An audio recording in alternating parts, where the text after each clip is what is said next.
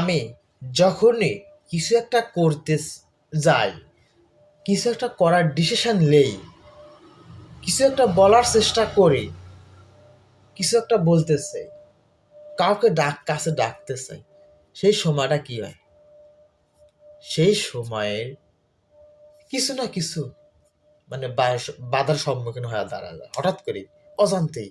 মানে যেটা কখনো আমি ভাবিনি, যেটা আমার পরিকল্পনা বাইরে ছিল, সেটা দেখি হঠাৎ করে সামনে। একটা কাজ শুরু করব, প্রথমে বাধা এসে পড়ে। একটা কোথাও যাব, হঠাৎ করে এটা নাই সেটা নাই, ছিল নাই।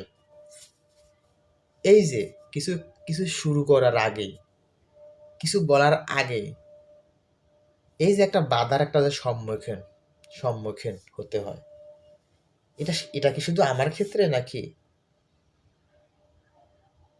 যারা এরকম আমার মতো সিচুয়েশনের মধ্যে আছে বা কিছু একটা করতে যায়, তাদের সাথে এরকম হয়?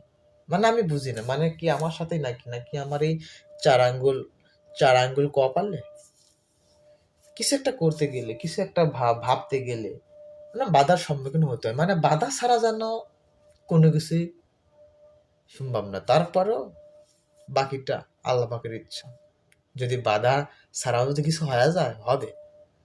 কিন্তু শুরু করার আগে যদি বাধা থাকে, আমার এই নরম হৃদয়ের মনটা, মোমের মতো পুষ্প পুষ্প নরম কোমল, এই মনটা তো ভেঙে পড়বে।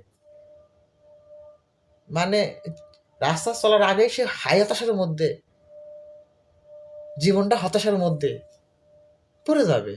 আগেই বাধা,